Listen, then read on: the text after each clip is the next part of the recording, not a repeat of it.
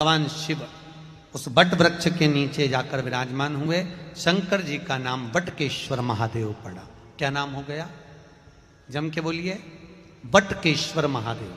फिर से बोलो, बटकेश्वर महादेव। एक बात याद रखना, अगर हमारे व्यापार नहीं चल रहा हो, दुकान धंधा पानी नहीं चल रहा हो, दुकान पर 24 घंटे बैठो तो व्यापार नहीं होता, घर में लक्ष्मी नहीं टिक रही हो, पैसा नहीं आ रहा हो, तो बड़ के पेड़ के नीचे, पीपल के पत्ते के ऊपर, बड़ के पेड़ के नीचे की मिट्टी को गीला कर कर पीपल के पान पर, पीपल के पत्ते पर एक शंकर जी के शिवलिंग का निर्माण करो। क्या बनाना है? शंकर भगवान का शिवलिंग। शिवलिंग बनाकर उसकी बटकेश्वर महादेव के नाम से पूजन करो। 7 बार कच्चा दही चढ़ा दीजिए। उस दही को थोड़ा सा चम्मच में उठा लीजिए। उस दही को लाकर जहां तुम्हारा व्यापार है, जहां तुम कमाने के लिए बैठते हो, दुकान पर बैठते हो, उस दुकान पर उस दही से स्वस्तिक बना दीजिए। और इस पीपल के पत्ते पर जो बटकेश्वर महादेव का तुमने निर्माण करा है, इसको ले जाकर विसर्जन कर दीजिए। आपकी दुकान 3 महीने के अंदर धड़ाके से चलना प्रारंभ हो जाएगी महाराज। लक्ष्मी की कभी कमी नहीं आएगी। यह बटकेश्वर महादेव का पूजन है।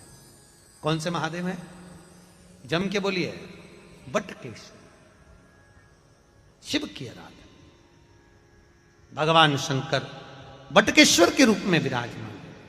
दुर्वा शिव जी को चढ़े, दुर्वा ब्रह्मा को चढ़े, दुर्वा इंद्र को चढ़े, दुर्वा पितरों को चढ़े।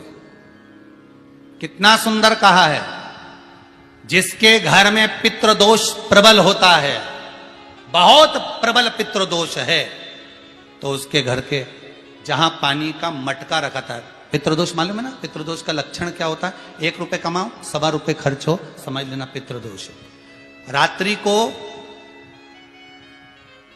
सो गए तुम, बड़े चक नींद आ गई तुमको, बहुत प्रेम से सो गए, सोने के 1.5 घंटे या 2 घंटे बाद तुम्हारी नींद खुल जाए और कम से कम आधे घंटे तक तुमको भूख लग रही हो, समझ लेना पितृदोष है। सोकर उठने के बाद में जैसे ही 1-2 घंटे की नींद हो गई और अचानक नींद खुल गई और तुम्हें भूख लग रही है, भूख लग रही है, प्यास लग रही है बहुत तेज, अभी सोए हो, 1.5 घंटा ही हुआ, 2 घंटा ही हुआ, भूख लगने लगी, बहुत तेज भूख लग रही है, समझ लेना पितृदोष है। पितृ भूखे हैं, भोजन की याचना कर रहे हैं, भोजन की याचना। सोने के बाद तत्काल नींद खुले, 2 घंटे के बाद भूख लगे, उसका भी एक समय बताया है महाराज ब्रह्मवर्ता पुराण के अंतर्गत, कि रात्रि को सोने के बाद में 1 घंटे की नींद हो जाए और उसके बाद में 2 घंटे के अंदर वापिस नींद खुल जाए और भूख लगने लगे, तो समझ लो पितृ भूखे हैं, भोजन मांग रहे हैं, अन्न मांग रहे हैं, पितृदोष है।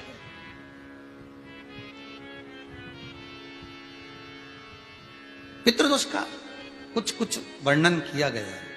घर में एक पात्र के चक्कर में, एक बेडशीट के चक्कर में, एक सामान के चक्कर में विवाद हो रहा है, तो समझ लो पितृदोष है। 1 रुपया कमाया, 1.25 खर्च हो रहा है, पितृदोष है। घर में एक बीमार, दूसरा फिर बीमार हो गया, तीसरा फिर बीमार हो गया, एक ठीक हुआ, एक बीमार हुआ, पितृदोष है। पितृदोष का भाव, तो उसके लिए करना क्या है? शिव महापुराण की कथा कहती है, सुंदर गणेश जी का चरित्र वर्णन करता है, स्कंद पुराण कहती है, विष्णु पुराण कहती है कि दुर्वा 21 दुर्वा की गांठ बनाकर, 7 गांठ 21 दुर्वा की बनाकर, जो अपने पितरों का मटका, मटका मतलब परिंदा, हंडा, जो भी पानी का भरते हो, उसके नजदीक में मात्र एक कटोरी में चावल रखकर उसमें अगर दुर्वा रख देता है, तो मात्र 5 या 7 दिन में पितृदोष समाप्त होना प्रारंभ हो जाता है। उसके घर में लक्ष्मी की वृद्धि होने लगती है, सुख शांति अपने आप आने लगती है, उसका क्लेश समाप्त हो जाता है। दुर्वा में वो गुण है जो पितृ भी उसका भाग अमृत तत्व प्राप्त करना चाहते, अमृत देना चाहते। पीला चंदन घिसकर उस चंदन को एक सुंदर पीपल का कोमल पत्ता, कोमल पत्ता मतलब एकदम, एक तो पीपल का होता है कड़ला पत्ता, एकदम कड़क हो जाता है, और एकदम होता है कोमल पत्ता।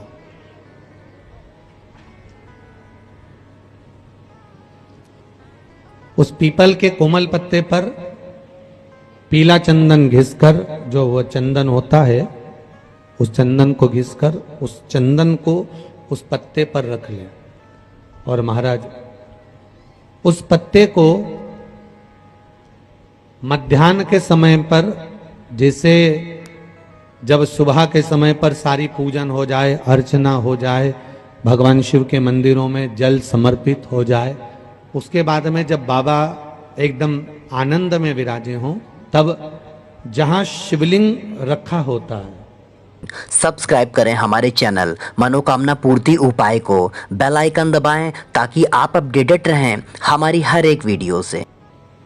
जैसे ये शिवलिंग है और ये कटी भाग जहां शिवलिंग रखा हुआ है, इस कटी भाग पर जहां शिवलिंग रखा है उसके पास में ही 3 उंगलियों से चंदन का लेपन उस कटी भाग पर करना है।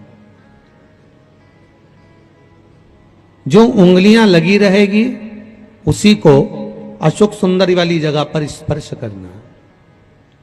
और अशोक सुंदरी वाली जगह पर स्पर्श कर कर कुछ देर तक चंदन लगे रहने देना है। उसके बाद में उस चंदन को वापस निकाल कर लेकर आना है। कटी भाग पर जो लगाया गया है उसको भी निकाल कर वापस लेकर आना है। फिर बाबा का स्नान नहीं कराना है, केवल चंदन लेकर आना है, उसी पीपल के पत्ते पर रखकर। एक डिब्बी में उस चंदन को आप रख लीजिए। कुछ दिन जिसकी नेत्र ज्योति कमजोर है, चश्मा लग रहा हो, श्रवण शक्ति कमजोर हो, सुनाई कम दे रहा हो, उसके कंठ से इस ठोडी तक उस चंदन का तिलक लगाना प्रारंभ कर दीजिए और नेत्रों के नीचे थोड़ा सा वो चंदन लगाना प्रारंभ कर दीजिए। लगभग 20 से 22 दिन तक आप उसका प्रयोग करिए और एक रुद्राक्ष का जल शिव को समर्पित कर कर उस जल का आचमन करना प्रारंभ कर लीजिए। लगभग 22 दिन लगेंगे। धीरे धीरे फिर जाकर डॉक्टर को जांच करा लेना, नेत्र की ज्योति बढ़ना प्रारंभ हो गई है। जिस व्यक्ति का बुरा समय चल रहा हो, ना लक्ष्मी घर में आ रही हो, रोग बीमारी पड़े हुए हो, कोई तकलीफ ही तकलीफ आ रही हो, बहुत कष्ट महसूस हो रहा हो, परिवार में शांति रत्ती भर की ना हो, तो कितना सुंदर कहा, 1 लोटा पानी लीजिए, उस पानी में 5 पीपल के पत्ते डाल लीजिए। कितने पत्ते? 5। थोड़ी सी काली तिल्ली डाल लीजिए, थोड़ा सा हल्दी का गट्टा, हल्दी जो सूखी एक गट्टे में आती है ना, हल्दी की गांठ, उसका थोड़ा सा टुकड़ा उस कलश में डाल लीजिए। और जिस व्यक्ति का समय गड़बड़ चल रहा हो, लक्ष्मी नहीं आ रही हो, बीमारियां बनी हुई हो, दुख हो, तकलीफ हो, कष्ट हो, बस वो पानी को लेकर जाओ जिस व्यक्ति को ज्यादा कष्ट है, और पानी ले जाकर शंकर जी के ऊपर वो चढ़ा दीजिए। और जब शिव जी पे जल चढ़ जाए, वो 5 जो पत्ते आपने बेल उसके पीपल के डाले हैं, उस पीपल के पत्ते को उठाकर वापस अपने ऊपर जल का सिंचन कर लीजिए महाराज। आपको 3 दिन में अंतर मालूम पड़ जाएगा कि आपके कार्य बनना चालू हो जाएंगे और आप रोग से मुक्त होना चाहेंगे। कभी लगे गुरुदेव आज हमारे को बहुत थकान लग रही है, शरीर बेकार लग रहा है, सिर दर्द हो रहा है, शरीर में बेकार बहुत कष्ट उत्पन्न हो रहा है, पीपल के पत्ते की 5 पत्ते पीपल के थाली के अंदर रखो और उस पे भोजन करो। शंकर जी का कुंद कैश्वर महादेव का नाम लेकर। कौन से महादेव? एक बार जम के बोलिए, कुंद कैश्वर। कुंद कैश्वर महादेव का नाम लेकर भोजन करना प्रारंभ करो। 15 से 20 मिनट लगते हैं, हमारे टेबलेट खाने की जरूरत नहीं पड़ती। सिर दर्द बंद, शरीर कितना भी दुख रहा हो उसमें आराम लगना प्रारंभ हो जाए। कुंद कैश्वर महादेव का नाम सुख की अनुभूति कराता है, शरीर के रोग को मिटाने की। जो कांटे वाले पौधे होते हैं, गुलाब हुआ कांटे वाला, भले दिखने में फूल सुंदर है पर है तो कांटे वाला पौधा। वृक्ष लगाने का भी एक नियम होता है। कांटे वाले जितने पौधे होते हैं, इसको घर के द्वार पर, घर के दरवाजे पर, घर के सम्मुख में नहीं लगाया जाता। कांटे वाले पौधों को हमेशा घर के पीछे लगाया जाता। इसलिए बेलपत्री के पेड़ का भी नियम है। आपको पहले भी शिव महापुराण की कथा में कहा, कई बार आप लोगों ने टीवी के माध्यम से कथा सुनी है, तो उसमें भी हमने कई बार कहा कि रुद्राक्ष का पौधा, रुद्राक्ष का वृक्ष घर में नहीं लगाना चाहिए, घर में ना लगा। रुद्राक्ष का अगर पौधा लगाना है, रुद्राक्ष का यदि वृक्ष लगाना है तो कहीं बाग बगीचे में, गौशाला हो, मंदिर हो, देवालय हो, कोई शिव धाम हो, कोई शंकर का स्थली हो, वहां आप रुद्राक्ष का पौधा लगाओ, मना नहीं। स्थान नियुक्त है। पर कई लोग आजकल फैशन में नर्सरी पर गए, भैया रुद्राक्ष का पौधा है क्या, तो उन्होंने नर्सरी से रुद्राक्ष का पौधा लिया और लाके घर में गमले में लगा दिया। वो श्रेष्ठ नहीं है महाराज। रुद्राक्ष का वृक्ष घर में रहता है तो 1 रुपया कमाते हैं, 1.25 रुपया खर्च होता है। पैसा हाथ में दिखता नहीं है, पैसा आएगा और जाएगा, लक्ष्मी टिक नहीं पाती। उसी तरह नियम है बेलपत्री का पौधा। बेलपत्री का अगर वृक्ष लगाना है, पौधा लगाना है, तो घर के द्वार पर नहीं, बेलपत्री का पौधा घर के पीछे के भाग में लगा होना चाहिए। क्यों? क्योंकि शंकर को एकांत प्रिय है। या राइट भाग में या लेफ्ट भाग में लगा हो, पर सम्मुख में बेलपत्री का पौधा भी ना हो। शिव को प्रिय है पुष्प में आक का पुष्प, जो आंकड़े का पुष्प होता है, शंकर को बड़ा प्रिय है। और दूसरे नंबर पर शंकर को प्रिय है शमी का पुष्प, बहुत ध्यान देना महाराज। तीसरे नंबर पर शंकर को प्रिय है महाराज सरसों का पुष्प।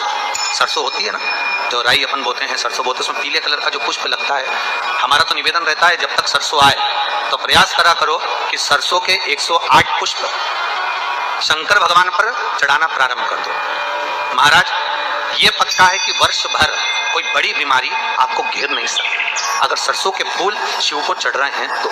और प्रयास करना कि सरसों का जो पुष्प होता है, सरसों का जो फूल होता है महाराज, अगर कोई व्यक्ति को किडनी या लीवर से जुड़ी हुई कोई तकलीफ होती है, या किसी व्यक्ति का एक्सीडेंट हो गया होता है और उसका कोई अंग रह गया हो, कोई शरीर का कोई भाग रह गया और वो काम नहीं कर रहा हो, जैसे किसी के पांव रह जाते हैं एक्सीडेंट के बाद, किसी का हाथ रह जाता है, या कोई अंग काम नहीं कर रहा हो, वहां ब्लड पहुंच नहीं रहा हो, वो जगह एकदम सुन्न हो गई हो, खाली पड़ गई हो, तो उसके लिए शिव महापुराण की कथा कहती है कि सरसों के पुष्प 11 शंकर जी के राइट भाग में, जहां शिव जी के गण दरवाजे के द्वारपाल मणिभद्र जिस जगह पर निवास करते हैं, कौन निवास करते हैं? मणिभद्र। शंकर जी के दरवाजे के द्वारपाल हैं मणिभद्र जी।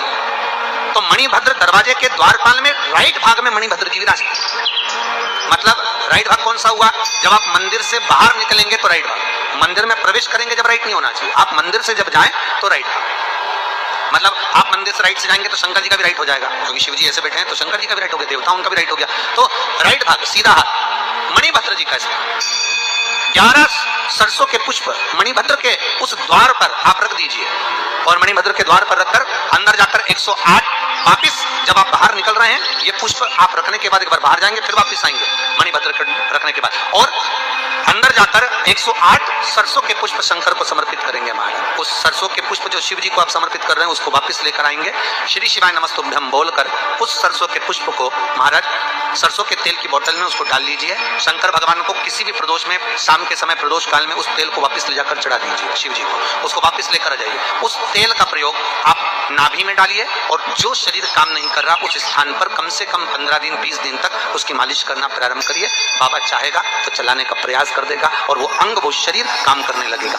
मणिभद्र का स्मरण, श्री शिवाय नमस्तुभ्यम, सब बोलिए एक बार जमकर, श्री, अरे पहले बोल दिया, हमारे साथ तो बोलो, श्री शिवाय नमस्तुभ्यम। भगवान शिव के मंत्र का स्मरण कर कर कर सरसों का जो पुष्प है उसमें आनंद की अनुभूति, आनंद। हम कई बार कहते हैं अगर हो सके, कभी कभी होता है कि बहुत तकलीफ है और नहीं हो रहा काम, बहुत दिनों से लगे हो नहीं हो रहा, हरा मूंग ले जाओ, मूंग के दाने तो रहते हैं घर में, केवल 31 मूंग के दाने लेकर जाइए, 31 चावल के दाने लेकर जाइए, और 31 ही बेलपत्र लेकर जाइए। जिस दिन सोमवार की अष्टमी हो, कौन से दिन? सोमवार की अष्टमी हो, उस दिन शंकर जी के मंदिर में जाओ, 3 चीज लेकर जाओ, मूंग के दाने, चावल, बेलपत्र। चावल जो 31 लेकर गए हो, अपनी कामना कर कर शंकर जी की देहली पर रख दो, चौखट पर, कहीं पर भी एकांत में उसको रख दिया जाए। मूंग के जो दाने लेकर गए हो 31, वो नंदी के पास में, जो नंदी का पांव ऊंचा रहता है उस पांव के पास रख दीजिए। और जो 31 बेलपत्र लेकर गए हो, वो 31 बेलपत्र अशोक सुंदरी वाली जो जगह है, आपको पहले बताया है कथा में, अशोक सुंदरी जी का स्थान। सब्सक्राइब करें हमारे चैनल मनोकामना पूर्ति उपाय को, बेल आइकन दबाएं ताकि आप अपडेटेड रहें ये हमारी शिवलिंग, हर एक वीडियो से। ये जलाधारी जहां से पानी बहता है, उसके बीच में एक मोटी सी लाइन होती है, जो शंकर भगवान की छोटी लड़की अशोक सुंदरी का स्थान है। शिव जी के 13 बच्चे हैं, 13 बच्चे में सबसे छोटी लड़की अशोक सुंदरी यहीं पर विराजमान होती है, जहां से पानी नीचे गिरता है। प्रत्येक शिवलिंग के सामने एक मोटी सी लाइन होगी, उस मोटी सी जो लाइन है अशोक सुंदरी, वहां पर जो 31 बेलपत्र लेकर गए हो, अपनी कामना कर कर पीला चंदन, लाल चंदन लगाकर उस पर समर्पित करते जाओ। उसकी डंडी जहां से पानी बहता है उस ओर होना चाहिए। आप निवेदन कर कर देखो, एक सोमवार की अष्टमी पर कर कर देखना, दूसरी सोमवार की अष्टमी आएगी, अपने आप आपका काम हो गया होगा। बाबा से निवेदन तो करो। बेटी की विदाई में 4 चीजें नहीं दी जाती। कितनी चीज नहीं देते? 4। पहली, झाड़ू। क्या? झाड़ू बेटी की विदाई में कभी नहीं देते। दूसरे नंबर पर सुई, बेटी की विदाई में कभी नहीं देते। तीसरे नंबर पर चलनी, क्या बोलते हो? चलनी बोलते हो ना, आटा छानने वाली चलनी, बेटी की विदाई में नहीं दी जाती। चौथे नंबर पर अचार की बरनी, बेटी की विदाई में नहीं दी जाती। बेटी की विदाई में अचार नहीं दिया जाता, खट्टा और तीखा बेटी के। और जिस घर में मायके से बेटी की विदाई में अचार दिया जाता है, उस घर में बेटी कभी सुखी नहीं रह सकती। लिख के रख ले, उसको कुछ ना कुछ तकलीफ रहेगी। कभी सास, कभी ननन, कभी पति, कभी कोई उसको ताने देता ही रहेगा। वो सुखी नहीं रह सकती। अगर घर में किसी से सुखी रहेगी तो शरीर से सुखी नहीं रहेगी। अगर मायके से अचार बेटी की विदाई में दिया गया है तो। अब कई बेटियों को तो बड़ा शौक रहता है, क्योंकि बेटियों के जो ससुर होते हैं ना, ये लोग बड़े होशियार होते हैं। ये कहते हैं बेटा तेरी माँ के हाथ का अचार अच्छा लगता है, जरा बनवा के लिया। अब इन मूर्खों को समझाए कौन कि अचार तो खा लोगे पर बापड़ो पचाओगे कैसे?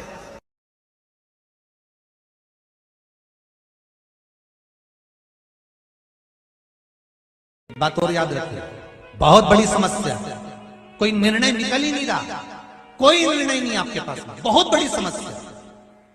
बेलपत्र का कमल पुष्प बना। क्या बनाना है? बेलपत्र का कमल पुष्प।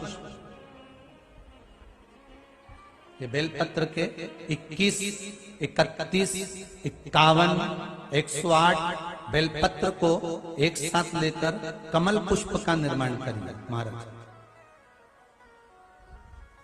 और कमल पुष्प का निर्माण कर कर बीच में रख लीजिए लाल चंदन, उसके ऊपर रखो पीला अक्षत। हाथ की हथेली में लेकर बाबा से निवेदन कर कर शिव बाबा के शिवालय में शिवलिंग पर चढ़ा दीजिए।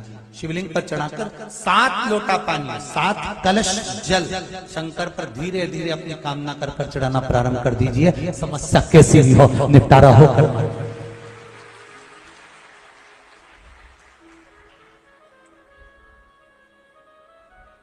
बेलपत्र कमल भगवान विष्णु ने भगवान शंकर को दिया था।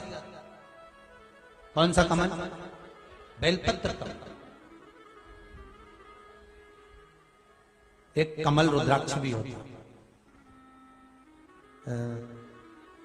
मौका मिलेगा अगर कक्ष में है, पर हाथ में आ गया क्योंकि काम भी बहुत सारा रहे ना, तो देखने अब 28 से कथा चालू हो जाएगी, 2-3 दिन बाद, तो व्यवस्थाओं में लगे रहते हैं। अगर मिल गया ना, दिख गया कहीं, तो आपको उसका दर्शन कल कर। एक कमल रुद्राक्ष भी होता, 10,000 वृक्ष अगर रुद्राक्ष के लगाए जाते हैं तो उसमें कहीं एक कमल रुद्राक्ष प्रकट होता है।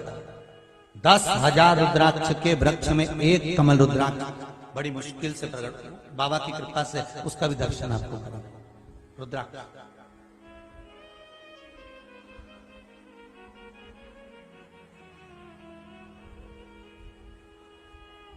बेलपत्र कमल सबसे पहले किसने भगवान शिव को दिया था? जम के बोलिए जरा। भगवान विष्णु ने भगवान शंकर को श्रावण के महीने में बेलपत्र कमल का भाग दिया है। समस्या कैसी है? आपको लग रहा है कि आज ये बहुत विकट समस्या खड़ी हुई है, इसका हल आज ही होना चाहिए। विकट समस्या में करना, नहीं तो तुम थोड़ी बहुत मेरी चाबी खो गई। विकट समस्या भगवान भी कहता है ऐसी समस्या के लिए इतनी बड़ी चीज नहीं करना है। ब्रह्मास्त्र हर कहीं थोड़ा ना छोड़ा जाता है। बोलो सही है कि गलत है? नहीं तो तुम जरा जरा सी जगह में ब्रह्मास्त्र छोड़ दो। अच्छा हुआ वो तो पुराने जमाने में श्राप चलता था, नहीं हाथ में पानी छोड़ दिया। आज के जमाने में चलता होता तो अड़ोसन पड़ोसन ही लड़ लड़के न्यूज निपट जाते हैं।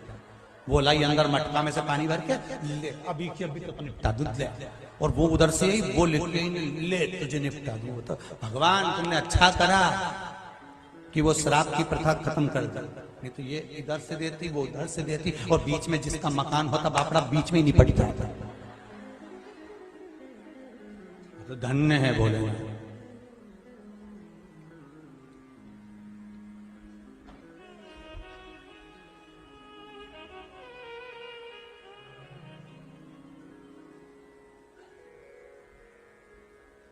अब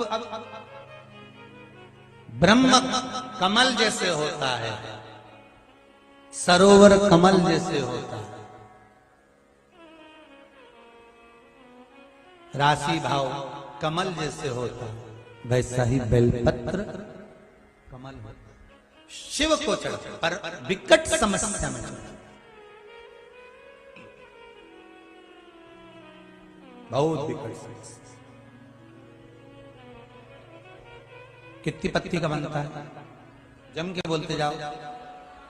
11, 21, 51, 108, इससे भी अधिक ले सकते। 111, 121, 151, आपका मन पड़े। पर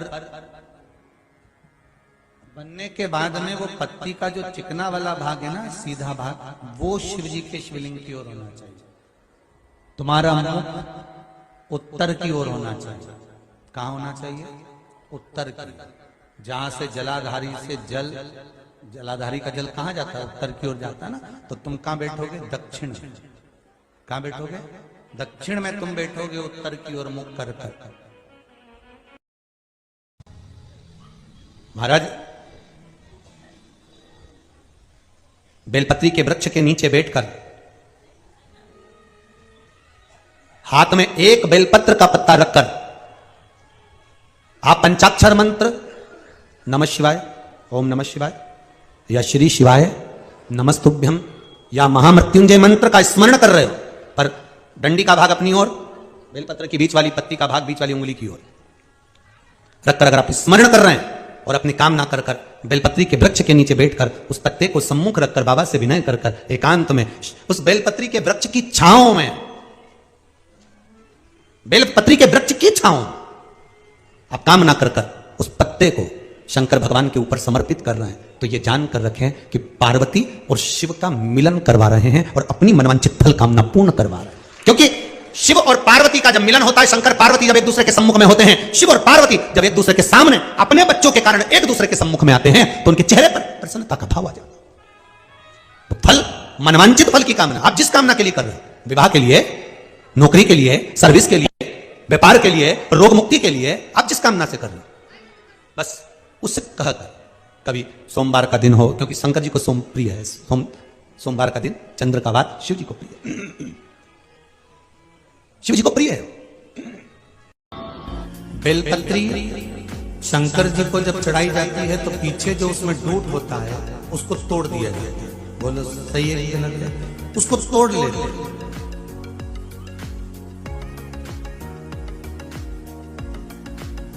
अगर 16 सोमवार का व्रत कर रहे हो, पशुपति व्रत कर रहे हो, सोमवार का व्रत कर रहे हो, हरतालिका तीज कर रहे हो, या कोई विशेष उत्सव वाला व्रत धारण कर रहे हो जो शंकर जी को आपको बेलपत्र चढ़ा रहा है, तो इसका जो चढ़ा हुआ दूध है वो दूध आप अपने घर में उसको रखो। कब तक रखना है? जब तक आप शंकर भगवान की पूजन ना करो। जब शिव जी का पूरा पूजन कर लो, शंकर भगवान पे बेलपत्र समर्पित कर दो, पूजन कर कर घर आ जाओ। घर आने के बाद में 1 आध घंटा 2 घंटा जब आपको हो जाए, तब जो बेलपत्री का दूध तोड़ कर रखा हुआ है उसको उठाकर घर में से घुमाकर फिर बाहर फेंको। क्यों? उसका कारण क्या है? ये जो बेलपत्र है इसमें 33 कोटि देवताओं का वास है।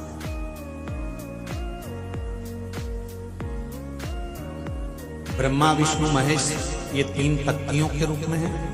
बीच में जो डंडी है, इन 2 पत्तियों के बीच की डंडी से लेकर बीच की जो डंडी का स्थान है, ये 33 कोटि देवी देवताओं का स्थान है। इस डंडी के पीछे का जो थोड़ा सा भाग है, ये संत साधु सन्यासी तपस्वी साधक उपासक जो भगवान शिव की आराधना में जो गण लगे रहते हैं उनका वर्णन करता है। पीछे जो आखिरी में छोटा सा डूट ले जाता है वो हमारे घर के जितनी कष्ट है, रोग है, बीमारी है, दुख है, तकलीफ है, इसका हरण करने के लिए होता है। इसलिए इसको तोड़कर रखने के बाद, शिव जी को समर्पित करने के बाद वो दूध बाद में उठाकर फेंका जाता है, जिससे हमारे घर में कोई बड़ी बीमारी आ रही हो, कष्ट आ रहा हो, रोग आ रहा हो, तकलीफ आ रही हो, तो भोलेनाथ इसको आप हमारी पूजन को स्वीकार कर कर इसको बाहर फेंक दीजिएगा, इसको नष्ट कर दीजिएगा, इसको समाप्त कर दीजिएगा। सब्सक्राइब करें हमारे चैनल मनोकामना पूर्ति उपाय को, बेल आइकन दबाएं ताकि आप अपडेटेड रहें हमारी हर एक वीडियो से। पार्वती जी भी बैठ कर तब करी, उनके नयन से जो अश्रु निकला उससे बेलपत्री का वृक्ष। काय का वृक्ष? बेलपत्री। रुद्राक्ष का वृक्ष घर में नहीं लगाना चाहिए। काय का वृक्ष? रुद्राक्ष। बेलपत्री का वृक्ष घर में लगाओ तो घर के पीछे के हिस्से में लगाना चाहिए, और ऐसी जगह नहीं लगाना कि जहां पर बेलपत्र में गंदा पानी जाए या कोई गंदी वस्तु उसके नीचे पड़ी। 33 करोड़ देवी देवता बेलपत्री के पेड़ के नीचे सोमवार के दिन, कोई रविवार के दिन, कोई मंगलवार, कोई बुधवार, कोई गुरुवार, कोई शुक्रवार, कोई शनिवार के दिन बेलपत्री के नीचे आकर 33 करोड़ देवी देवता हो तप करते हैं, साधना करते हैं, पूजन करते हैं। बेलपत्री के पेड़ का बड़ा प्रमाण है। सोमवार के दिन अष्टमी पड़ने पर, कौन से दिन? सोमवार के दिन अष्टमी तिथि पड़े, कोई से भी सोमवार को यदि अष्टमी पड़े, उस दिन अगर किसी के यहाँ पर संतान नहीं है, बच्चे नहीं है, 8-8, 10-10 साल हो गए, 15 साल, 20 साल हो गए और बच्चे नहीं हैं, सोमवार की अष्टमी के दिन बेलपत्री के पेड़ के नीचे एक ब्राह्मण एक ब्राह्मणी को गोदी में बच्चे को बिठाकर खीर का भोजन करा दो। उसी की झूठी खीर जिसके बच्चे नहीं है उस पति और पत्नी को खिला दो बेलपत्री के पेड़ के नीचे शाम के समय। मात्र 3 से 4 महीने में नारी का गर्भ ठहर जाता है। बेलपत्री के पेड़ का इतना प्रमाण है।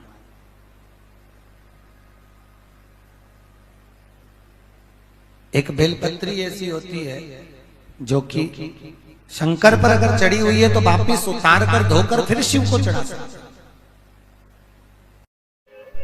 तुलसीदास जी ने चौपाई लिख दी कि सिया राम मैं सब जग, सारा नगर, सारी भूमि, पृथ्वी पर जितने जलचर हैं, थल चर हैं, वायु चर हैं, ये सब राममय तुलसीदास जी लिख रहे। बोलो गलत लिखा क्या तुलसीदास जी ने? अरे बोलो तो नहीं। इसी प्रश्न का उत्तर है बड़ा सुंदर।